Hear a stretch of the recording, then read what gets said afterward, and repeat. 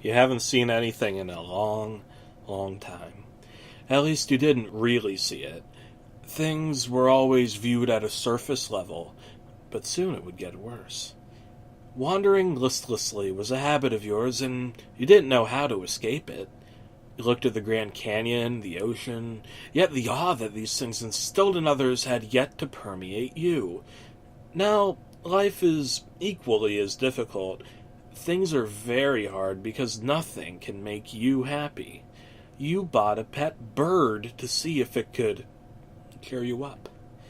And it did for a while, but eventually its brilliant colors faded to monotonous display of pale blacks and grays in your cynical eyes. You grabbed the bird one day and began to scream. Why aren't you pretty anymore? Why can't you, or anything else, ease my pain? Squawks and paroxysms emanated from the bird as it fell into a frenzy. It ripped your eyes out and you began to bleed. You ran to the phone, or to what you thought was a phone, but it turned out to be a banana. You threw it. It hit the bird, causing it to further mutilate your body. You finally found the actual phone and you dialed 911. After you got your message across, you promptly passed out. Your blindness makes life even more difficult. You literally see nothing good about the world. You visit many beautiful places to no avail. Oh, and then your mom calls you. Have you seen the full moon? Isn't it gorgeous? Oh, wait, sorry. She mumbles contrite.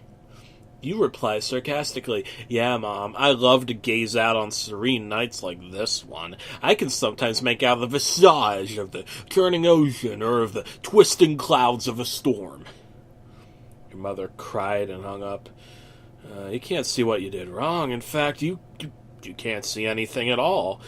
However, you can hear very well. Nothing sounds that good, but things certainly sound better than they look. Resentment, regret, your closest friends, hatred for that fowl accumulates. It makes you cross. You wish you could deal pain upon that bird so that it could relate to your suffering. Suddenly, as that thought enters your mind, you hear a strange flapping. You knew that bird had escaped your house that day, but could it have returned? You knew your mother was coming over that day with your uncle, a rare male breast cancer patient, and you would be even more rueful if you allowed that bird to hurt anybody else.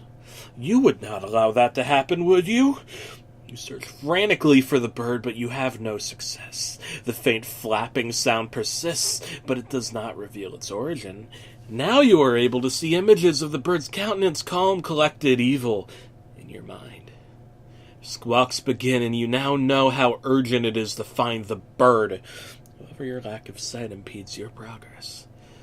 Finally, you feel feathers brush against your face. A strange giggling begins.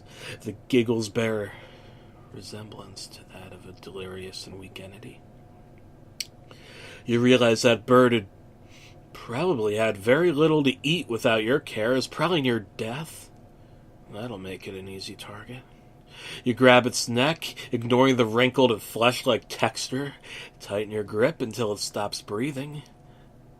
You hold on for a few minutes until you hear a horrific scream from behind.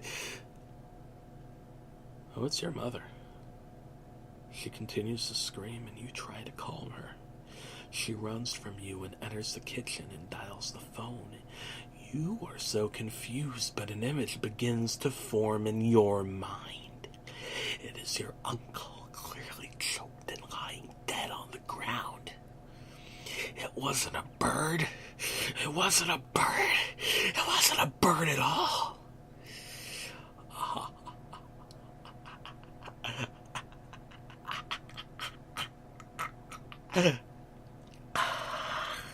Immediately you realize what you've done. Tears flow and the police